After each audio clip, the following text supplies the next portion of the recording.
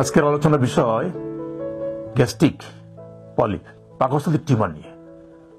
Gastric polyp কম বেশি কিন্তু আমরা সবাই মোটামুটি মানুষের শুনে বা আমাদের আত্মীয় স্বজনদের এই ধরনের রোগ আক্রান্ত দেখে আমরা মোটামুটি অবগত।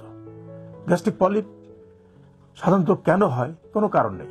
পাকস্থলীতে পলিপ হয়েছে, পাকস্থলী ক্যান্সার হয়েছে, কি কারণে হয়েছে কোনো কারণ আমরা পর্যন্ত নির্ণয় করতে পারি না। তবে অনেকগুলো হাইপোথেসিস আছে, অনেকগুলো বক্তব্য, কারণ যেগুলোকে এস্টাবলিশ করার চেষ্টা করা হয়েছে। এই কারণে গ্যাস্ট্রিক পলিপ, গ্যাস্ট্রিক ক্যান্সার হতে পারে।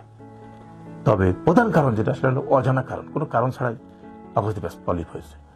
ইদানিং মানুষজন আমাদের কাছে আসে পাকস্থলীর সমস্যা নিয়ে। কি ধরনের সমস্যা? কেউ বলে আমার পেট ব্যথা করে, পেট জ্বালা করে, খাইতে পারে না, অল্প করলে পেট দম দেয়, ভাব দেয়, বুক জ্বালা করে, শীষ ওঠে, টক ঢেকুর ওঠে, দোমা ঢেক দেয়।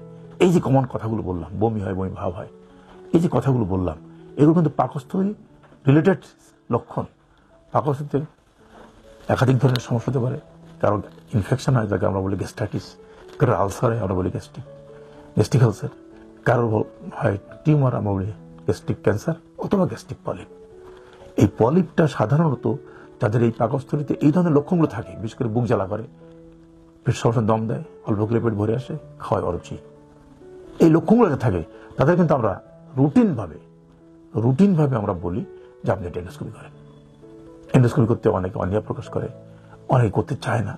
কারণ এন্ডোস্কোপি পদ্ধতিটা আমাদের দেশে যেভাবে চালু হয়েছে, সেটা কিছুটা আমার কাছেও বিব্রতকর লাগে। এই যে কোনো অ্যানেস্থেসিয়া ছাড়াই আমরা এন্ডোস্কোপি করি, অজ্ঞান না করে এন্ডোস্কোপি করাটা কিন্তু ঠিক না। অজ্ঞান করে সুন্দর মতো সময় নিয়ে এন্ডোস্কোপি করলে আপনি যথার্থভাবে একটা ভালো রিপোর্ট পাবেন, যে রিপোর্টের বিনিময়ে আপনার রোগটা নির্ণয় হবে, আপনি রোগ থাকবেন।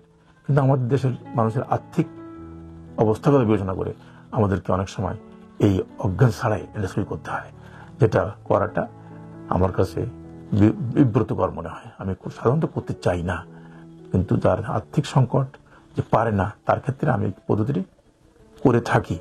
এবং দেখা গেছে এই ধরনের লক্ষণ, জাস্ট এই ধরনের লক্ষণ কিন্তু পাকস্থলীর এন্ট্রামে অথবা বডিতে অথবা ফান্ডাসে একটা দুটা ছোট টিউমার আছে। এই টিউমারটি দেখতে মনে হবে ক্যান্সার নয়, দেখতে মনে হবে সাদা একটা মাংসপিণ্ড কোণে ফুলে আছে। দেখলেই বোঝা যায়, আমরা দেখলে বুঝতে পারি। আমাদের চোখ এতখানি ট্রেন্ড এখন যে আমরা দেখেই বলে দিতে পারি ইয়েস, এটি গ্যাস্ট্রিক পলিপ এবং এটা হয়তো ক্যান্সার হতে পারে, নাও পারে। তো সেভাবে আমরা স্বাভাবিক নিয়মেই আমরা এন্ডোস্কোপি যেটা করি সাধারণত অ্যানেস্থেসিয়া দিয়ে করি, এবং এই পলিপটি এন্ডোস্কোপির মাধ্যমে কেটে নিয়ে আসি। উদ্দেশ্য হলো এই পলিপটি হয়তো ক্যান্সার না, বায়োপসি পাঠাই, ক্যান্সার সাধারণত ক্যান্সার আসে না, হাইপারপ্লাস্টিক পলিপ বলা হয়, অধিকাংশ ক্ষেত্রে বলা হয় হাইপারপ্লাস্টিক পলিপ অথবা নিওপ্লাস্টিক পলিপ, অথবা কারো ক্ষেত্রে বলা হয় ইনসিটু ক্যান্সার, ইনসিটু মানে আর্লি স্টেজ ক্যান্সার। তো যাই হোক না কেন, এই পলিপটি আমরা নির্মূল করে দিই এন্ডোস্কোপির মাধ্যমে, এবং নির্মূল করে দেওয়ার পরে মানুষ যখন বায়োপসি পাঠায়, যখন পলিপ আসে, হাইপারপ্লাস্টিক পলিপ বা নিওপ্লাস্টিক পলিপ আসে, তখন আমরা কিছুটা আশ্বস্ত হই। নিওপ্লাস্টিক পলিপ বললে আমরা ফলো আপে রাখি, হাইপারপ্লাস্টিক বললে আমরা শান্ত তাকেও ফলো আপে রাখি, কারণ এটা ভবিষ্যতে আর কোনো টিউমার হবে না, অন্য জায়গায় হবে না, বা এখানে রেকার করবে না, এটা তো বলা যাবে না। কারণ আপনার কাছে টিউমার নির্মূল করা মানে এই নয় যে আপনি এই একটা টিউমার ছিল আর জীবনে হয়নি, আর জীবনে হবে না, তখন মনে করবেন না। কিন্তু পাকস্থলীর সিমটমগুলো যদি কখনো আবার দেখা দেয়, টিউমার কাটার পরে আপনার পাকস্থলীর সিমটমগুলোর জন্য যে সমস্ত ওষুধ দেওয়া দরকার, যে ওষুধগুলো আমরা ব্যবহার করে থাকি, সেগুলো আপনি খাচ্ছেন, খেতে আপনি দেখা গেল বেশ 2 বছর 5 বছর 10 বছর ভালো হচ্ছেন, আবার হঠাৎ করে দেখা গেল, তখন আপনি আপনার চিকিৎসা শরণাপন্ন হবেন এবং আপনার আবার এন্ডোস্কোপি করা হতে পারে। উদ্দেশ্য হলো একটাই, যদি ক্যান্সার না হোক সেটাই আমাদের কামনা, যদি ক্যান্সার হয়ও যেন আর্লি স্টেজে হয় এবং ভালো চিকিৎসা দেয়, তাহলে আপনি দীর্ঘায়ু লাভ করবেন। ধন্যবাদ।